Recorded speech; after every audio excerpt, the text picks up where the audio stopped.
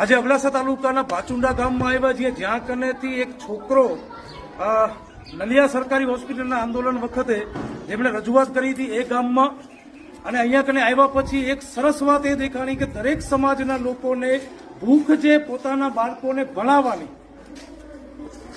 છોકરીને ભણાવવાની, પોતાના છોકરાને ભણાવવાની આ ભૂખ છે દરેક સમાજના લોકોને. અહીંયા કને તમે જે લોકો જોવો છો ને આ બધા અલગ અલગ સમાજમાંથી છે. અને આ ગામની એક નવીનતા બીજી દેખાણી કે અહીંયા કને બહુ ઓછી વખત ચૂંટણી થયેલી છે, એટલે કે હરીફરીને રહે છે અને મોસ્ટ ઓફ બિનરી પર ચૂંટણી થતી હોય. આવા ગામમાં, એવા વિકસિત ગામમાં 53 વિદ્યાર્થીઓ પ્રાથમિક શાળામાં છે અને એક જ શિક્ષિકા છે.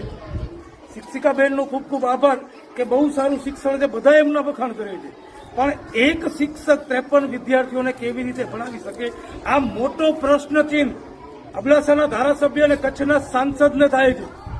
ખરેખર તમારામાં જો શરમ હોય તો અબડાસામાં થોડું ધ્યાન તો આપો. કચ્છને 50% રેવન્યુ આપવા વાળું અબડાસા છે. આ જમીન ખોદશો ને અહીંયા આગળથી સોન નીકળે છે.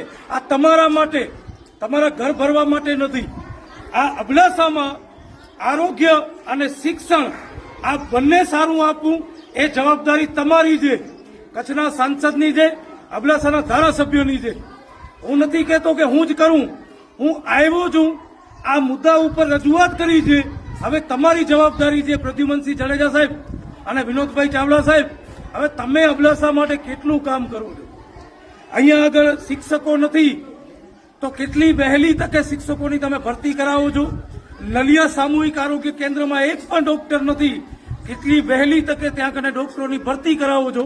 અને તમામે તમામ કચ્છના જે બેરોજગાર શિક્ષકો છે હવે ઉભા થાવ અને 8 થી 10 દિવસની અંદર જ કલેક્ટરશ્રીને એક આવેદનપત્ર આપવાનું છે અને કચ્છમાંથી શિક્ષણના મુદ્દે ગાંધીનગર સુધી એ લોકોના કાન ફાટી જાય એવો મોટો આંદોલન કરવાનું છે. અને તમામ વાલીઓને કહેવા માંગુ છું, જે ગામડાઓમાં શિક્ષકો નથી એવા તમામે તમામ ગામડાઓના વાલીઓને કહેવા માંગુ છું કે આગળ આવજો. બહુ મોટો આંદોલન શિક્ષણ માટે થશે. શિક્ષિત બનો, સંગઠિત બનો અને સંઘર્ષ કરોના નારા સાથે તમામ લોકોને વિનંતી છે કે શિક્ષણના મુદ્દા ઉપર કચ્છની ખમીરવંતી જનતા હવે જાગો. આ જવાબદારી આપણી છે, આપણા બાળકોનો ભવિષ્ય સુધારવો હોય તો. એટલે મહેરબાની કરી અને ઉઠો, જાગો અને તારીખ નક્કી કરીએ. એ તારીખે ભુજમાં ત્યાં કને કલેક્ટર ઓફિસનો ઘેરાવો થઈ જવો જોઈએ. તમામે તમામ લોકો આ વિડીયોને વધારેમાં વધારે લોકો સુધી શેર કરજો. આભાર, ધન્યવાદ.